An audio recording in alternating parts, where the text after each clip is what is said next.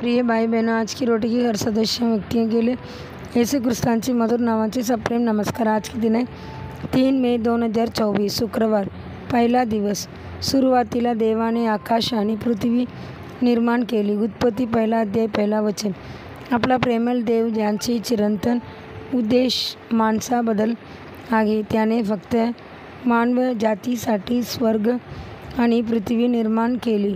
स्वर्ग म्हणजे फक्त आकाशाचा विशाल विस्तार असा नाही, परंतु संपूर्ण स्वर्ग आणि त्यांचे आत्मिक यजमान देखील।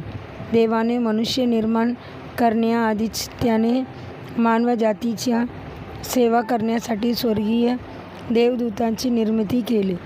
जगातील महान शास्त्र देखील एक नवीन मानव तयार करू शकत नाहीत। देवाने जे काही आधीच निर्माण केले आहे ते वेगवेगळ्या रूपात रूपांतरित करण्यास मनुष्य सक्षम आहे। याचे कारण असे की देवाने सृजनशील शक्ती देवदूतांना किंवा माणसांना दिलेली नाही। एकच अणू तयार करण्यासाठी लाखो टन इंधन आणि अनंत युनिट वीज लागेल। संपूर्ण जगात असा एकही श्रीमंत माणूस नाही जो एक नवीन अणू तयार करण्यासाठी पैसा आणि संसाधने खर्च करू शकेल। संपूर्ण जगात असा एकही शास्त्रज्ञ नाही ज्याला असे संगणपण आहे।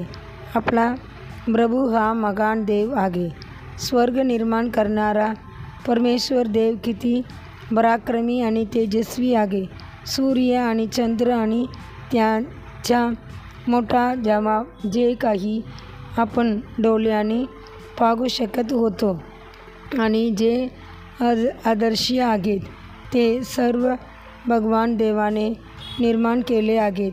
पवित्र शास्त्र म्हणते, कारण तुझा निर्माता तुझा पती आहे। सर्वशक्तिमान प्रभू त्यांचे नाव आहे आणि तुमचा उद्धारकर्ता इस्रायलचा पवित्र देव आहे। त्याला संपूर्ण पृथ्वीचा देव म्हणतात। येसाया 54 अध्याय 5 वचन। बायबलचे पहिले वचन आपल्याला निर्माणकर्त्या देवाला उल्लेख करून देते आणि म्हणते, सुरुवातीला देवाने आकाश व पृथ्वी निर्माण केली। उत्पत्ती पहिला वचन। आणि तोच गौरवशाली आहे हे जाणून घेणे आपल्यासाठी किती मोठा आनंद आणि अभिमान आहे। बाय आणि पराक्रमी देव देखील आपला प्रिय पिता आहे। तोच निर्माणकर्ता देव आजही तुमच्या जीवनात चमत्कार घडवू शकतो हे कधीही विसरू नका। पण आता हे याकूब, ज्याने तुला निर्माण केले आणि ज्याने तुला निर्माण केले आहे। इस्रायल परमेश्वर म्हणतो, भिवू नको, कारण मी तुझी सुटका केली आहे।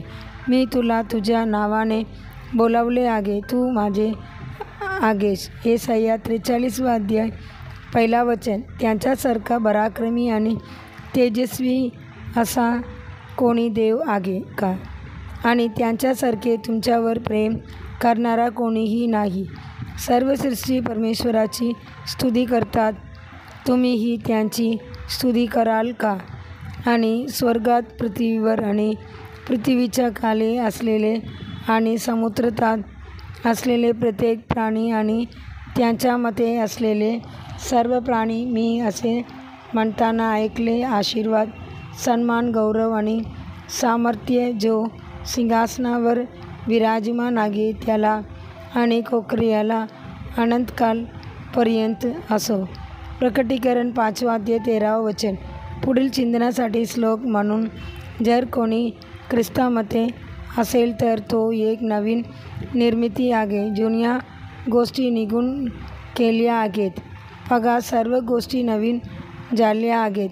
दुसरी कोरिंथियर 5 अध्याय 17 वचन। दिवसासाठी बायबल वचन, सकाळी पहिली राजा 14 अध्याय 15 अध्याय, संध्याकाळी लूक 22 अध्याय 21 वचन से 46 वचन। धन्यवाद। वचन।